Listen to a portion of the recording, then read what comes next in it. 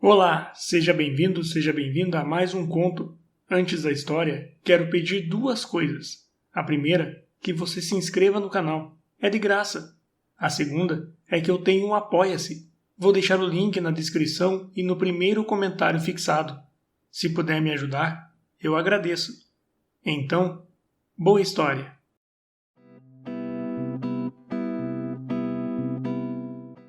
A Dívida, de Arthur Azevedo. Parte 1. Montenegro e Veloso formaram-se no mesmo dia, na Faculdade de Direito de São Paulo. Depois da cerimônia da colação do grau, foram ambos enterrar a vida acadêmica num restaurante, em companhia de outros colegas. E era noite fechada quando se recolheram ao quarto, que havia 2 anos, ocupavam juntos em casa de umas velhotas na rua de São José. Aí se entregaram à recordação da sua vida escolástica e se enterneceram defronte um do outro, vendo aproximar-se a hora em que deviam separar-se, talvez para sempre. Montenegro era de Santa Catarina e Veloso do Rio de Janeiro. No dia seguinte, aquele partiria para Santos e este para a capital do Império. As malas estavam feitas. Talvez ainda nos encontremos, disse Montenegro. O mundo dá tantas voltas. Não creio, respondeu Veloso. Vais para a tua província, casas-te, e era uma vez o Montenegro. Caso-me?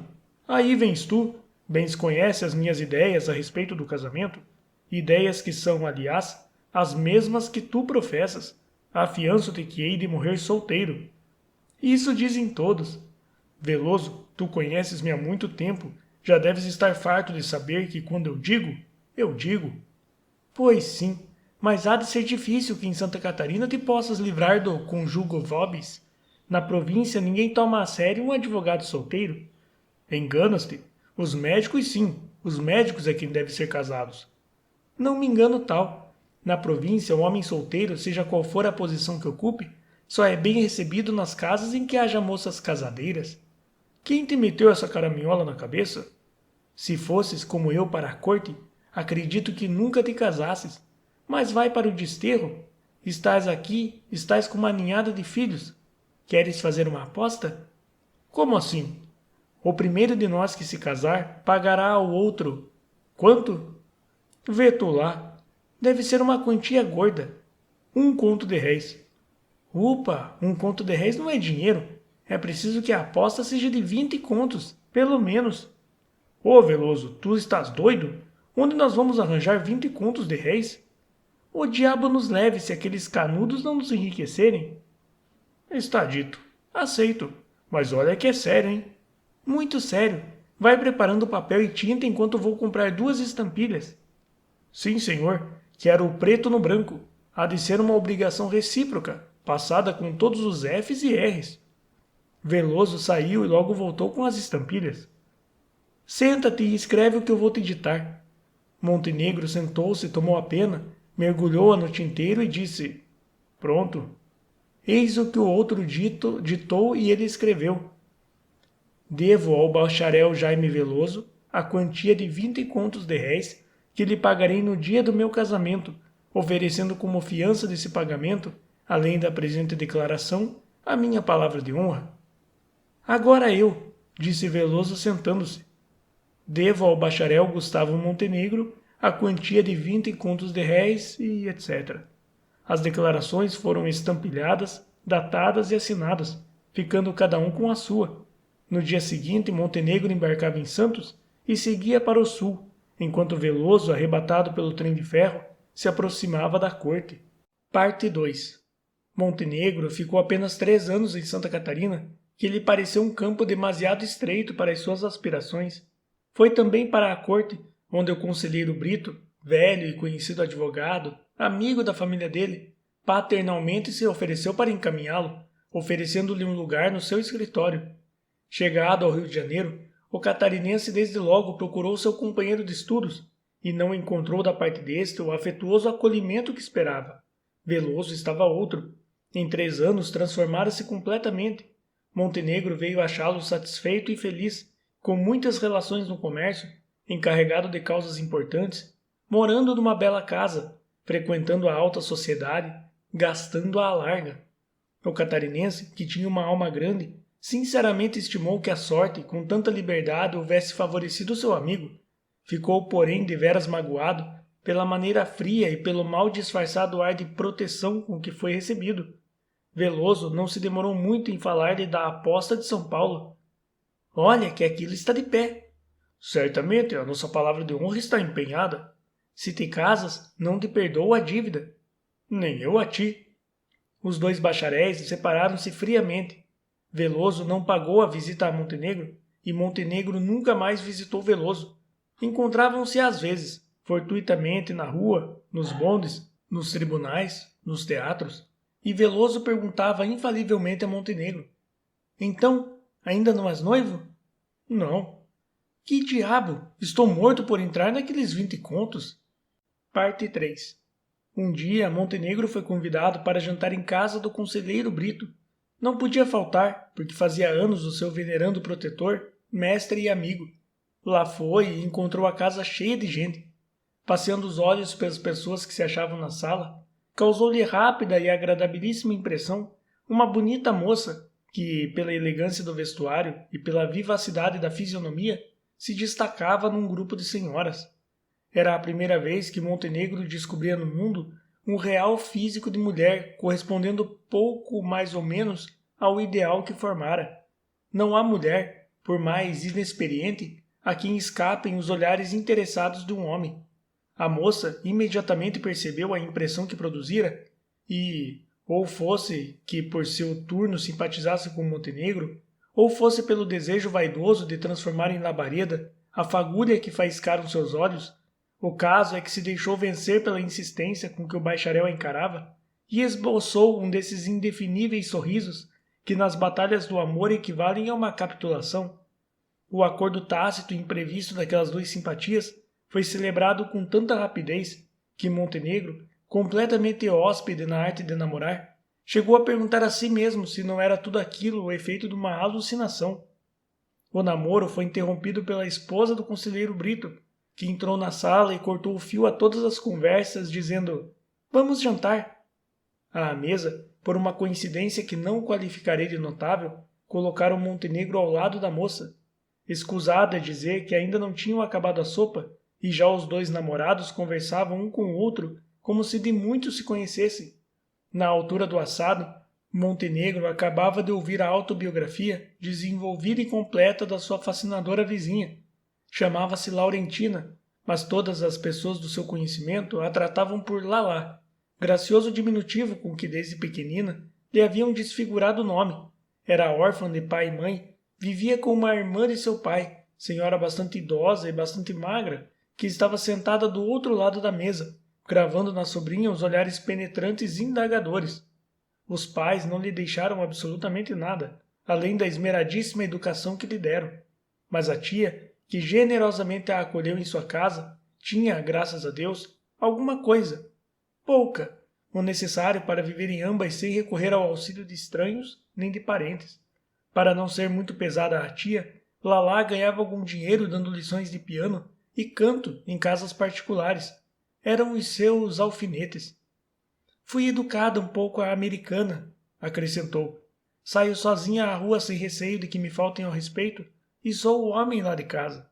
Quando é preciso, vou eu mesma tratar dos negócios de minha tia. E elevando a voz, não é assim, titia? É, minha filha, respondeu do lado oposto a velha, embora sem saber do que se tratava. Lalá era suficientemente instruída e tinha algum espírito mais que o comum das senhoras brasileiras. Essas qualidades realmente apreciáveis tomaram proporções exageradas na imaginação de Montenegro. Este disse também a Lalá quem era e contou-lhe os fatos mais interessantes da sua vida, exceção feita, já se sabe, da famosa aposta de São Paulo. E tão entretidos estavam Montenegro e Lalá nas mútuas confidências que cada vez mais os prendiam, que nenhuma atenção prestaram aos incidentes da mesa, inclusive os brindes que não foram poucos. Acabado de jantar, improvisou-se um concerto e depois dançou-se. Lalá cantou um romance de Toste.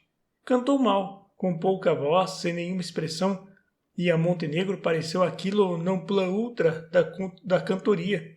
Dançou com ela uma valsa e durante a dança apertaram-se as mãos com uma força equivalente a um pacto solene de amor e fidelidade. Ele sentia-se absolutamente apaixonado quando, de madrugada, se encaminhou para casa, depois de fechar a portinhola do carro e magoar os dedos da moça no último aperto de mão. Era um dia claro quando o bacharel conseguiu adormecer. Sonhou que era quase marido, estava na igreja de braço dado a Lalá, deslumbrante nas suas vestes de noiva, mas ao subir com ela os degraus do altar, reconheceu na figura do sacerdote que os esperava de braços erguidos o seu colega Veloso, credor de 20 contos de réis. Parte 4. Nesse mesmo dia, Montenegro estava sozinho no escritório e trabalhava, quando entrou o conselheiro Brito. Bom dia, Gustavo. Bom dia, conselheiro. O velho advogado sentou-se e pôs a desfolhar distraidamente uns autos, mas passados alguns minutos disse muito naturalmente, sem levantar os olhos. Gustavo, aquilo não te serve. Aquilo o quê? Faze-te de novas. Alalá. Mas, não negues, toda a gente viu. Vocês estiveram escandalosos. Se tens em alguma conta os meus conselhos, arrepia a carreira enquanto é tempo. Tu conhece-la? Não, senhor, mas encontrei-a em sua casa, e tanto bastou para formar dela o menor conceito. Lá por isso não, meu rapaz. Eu não fumo, mas não me importa que fumem perto de mim. Então ela... Não te digo que seja uma mulher perdida, mas recebeu uma educação muito livre. Zaracoteia sozinha por toda a cidade e não tem podido, por conseguinte, escapar à implacável maledicência dos fluminenses. Demais, está habituada ao luxo da rua, que é o mais caro. Em casa, arranjam-se ela e a tia, sabe Deus como. Não é mulher com que a gente se case. Depois lembra-te que apenas começas e não tens ainda onde cair morto. Enfim, és um homem. Faze bem o que te parecer. Essas palavras, proferidas com uma franqueza por tantos motivos autorizada, calaram no ânimo do bacharel. Intimamente ele estimava que o velho amigo de seu pai o dissuadisse de requestar a moça, não pelas consequências morais do casamento, mas pela obrigação que este lhe impunha de satisfazer uma dívida de 20 contos de réis, quando, apesar de todos os seus esforços, não conseguira até então pôr de parte nem o terço daquela quantia. Mas o amor contrariado cresce com inaudita violência. Por mais conselhos que pedisse à razão, por mais que procurasse iludir-se a si próprio, Montenegro não conseguia libertar-se da impressão que lhe causara a moça. O seu coração estava inteiramente subjugado. Ainda assim lograria, talvez, vencer-se, se 20 dias depois do seu encontro com Lalá, esta não lhe escrevesse um bilhete que neutralizou todos os seus elementos de reação. Doutor, sinto que o nosso romance o enfastiasse tanto que o senhor não quisesse ir além do primeiro capítulo. Entretanto, não imagina como sofro por não saber os motivos que atuaram no seu espírito para interromper tão bruscamente a leitura. Diga-me alguma coisa, dê-me uma explicação, que me tranquilize ou me desengane. Esta incerteza mata-me. Escreva-me sem receio, porque só eu abro as minhas cartas. Lalá. A primeira ideia de Montenegro foi deixar a carta sem resposta e empregar todos os meios e modos para esquecer-se da moça e fazer-se esquecer por ela. Refletiu, porém, que não poderia justificar o seu procedimento se recusasse a explicação com tanta delicadeza solicitada. Resolveu, portanto, responder a Lalá com um desengano categórico e formal, e mandou-lhe esta pílula dourada. Lalá, Deus sabe quanto eu a amo e que sacrifício me imponho para renunciar à aventura e à glória de pertencer-lhe. Mas um motivo imperioso existe, que se opõe inexoravelmente à nossa união. Não me pergunte que motivo é esse. Se eu lhe o revelasse, a senhora achar-me-ia ridículo. Basta dizer-lhe que a objeção não parte de nenhuma circunstância que esteja ligada a uma sua pessoa. Parte de mim mesmo, ou antes, da minha pobreza. Adeus, Lalá. Creia que, ao escrever-lhe estas linhas, sinto a pena pesada como se estivessem fundidos nela todos os meus tormentos. G.M. Que conselho me dá vosmecê? Perguntou Lalá à sua tia, depois de ler para ela ouvir a carta de Montenegro. O conselho que te dou é tratares de arranjar quanto antes uma entrevista com esse moço e entenderes-te verbalmente com ele. Isto de cartas não vale nada. Ele que te diga francamente qual é o tal motivo, e talvez possamos remover todas as dificuldades. Não percas esse marido, minha filha. O Dr. Montenegro é um advogado de muito futuro. Pode fazer a tua felicidade. No dia seguinte, Montenegro recebeu as seguintes linhas. Amanhã, quinta-feira, às 2 horas da tarde, tomarei um bonde no Largo da Lapa, porque vou dar uma lição na Rua do Senador Vergueiro. Esteja ali por acaso, e por acaso tome o mesmo bonde que eu, e sente-se ao pé de mim. Recebi a sua carta. É preciso que nos entendamos de viva voz. Lalá. O tom desse bilhete desagradou a Montenegro. Quem o lesse diria ter sido escrito por uma senhora habituada a marcar entrevistas. Entretanto, à hora aprazada, o bacharel achou-se no Largo da Lapa. Recuar seria mostrar uma pusilanimidade moral que o envergonharia eternamente. Depois, como ele possuía todas as fraquezas do namorado, deixou-se seduzir pela provável delícia dessa viagem de bonde. Quando o veículo parou no Largo do Machado, Lalá já sabia qual o motivo pecuniário que se opunha ao casamento. Ouvira sem pestanejar a confissão de Montenegro. O motivo é grave, disse ela. O doutor Veloso tem a sua palavra de honra, e o senhor não pode mudar de estado sem dispor de uma soma relativamente considerável. Mas eu sou mulher e talvez consiga... O quê? Perguntou Montenegro sobressaltado. Descanse. Sou incapaz de cometer qualquer ação que nos fique mal. Separamo-nos aqui. Eu lhe escreverei. Lalá estendeu a mão enluvada que Montenegro apertou, desta vez sem demagoar os dedos. Ele apeou-se e galgou o estribo de outro bonde, que partia para a cidade. Já está pago, disse o condutor a Montenegro, quando este quis lhe dar um níquel. O bacharel voltou-se para verificar quem tinha pago por ele e deu com os olhos em Veloso, que lhe disse de longe rindo-se. Foi por conta daqueles 20, sabes? Reza-lhes por alma, bradou Montenegro, rindo-se também. Parte 5.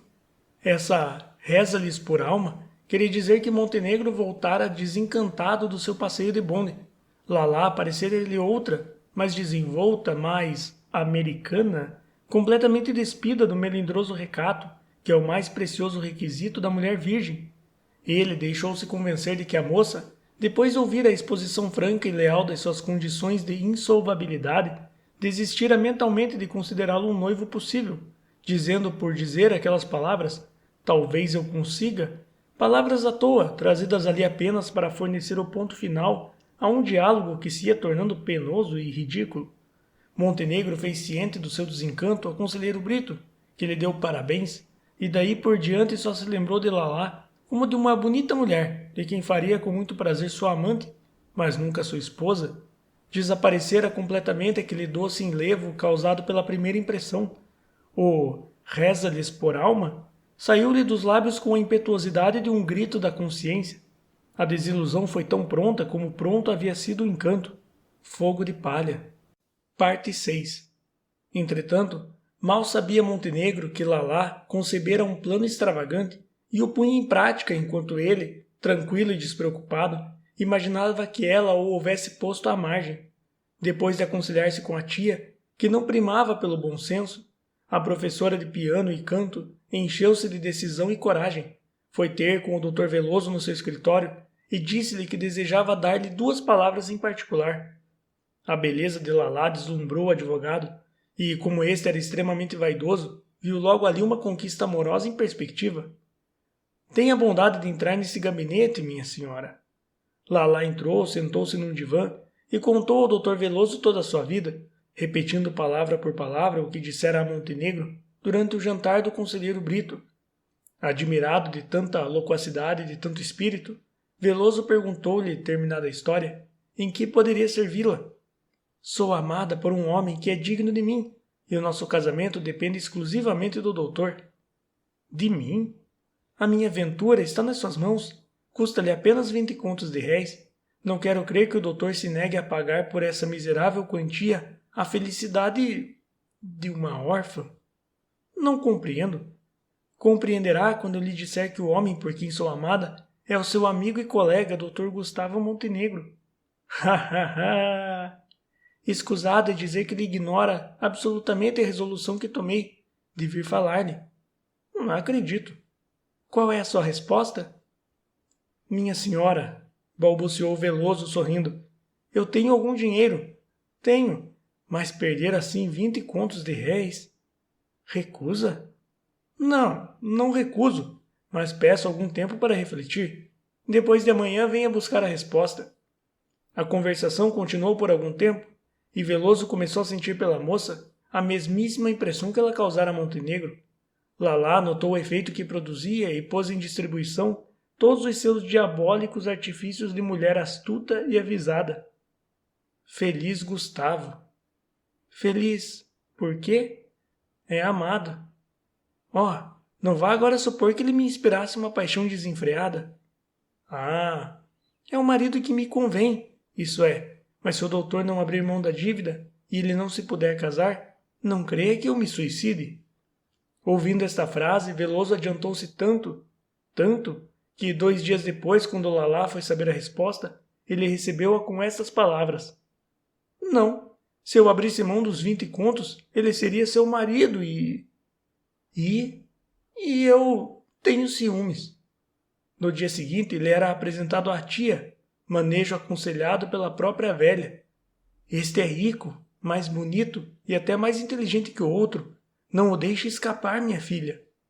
A verdade é que Veloso não se introduzia em casa de Lalá com boas intenções, mas a esperteza da moça e as indiscrições do advogado determinaram em breve uma situação de que ele não pôde recuar. Imagine-se a surpresa de Montenegro quando lhe anunciaram o casamento de Lalá com o seu colega, e a indignação que dele se apoderou quando por portas travessas veio ao conhecimento do modo singular por que fora ajustado esse consórcio imprevisto. Parte 7. No dia seguinte ao do casamento, estava Montenegro no escritório, quando recebeu um cheque de 20 contos de réis, enviado pelo marido de Lalá. Não acha que devo devolver este dinheiro? Perguntou ele ao conselheiro Guedes. Não, mas não o gastes.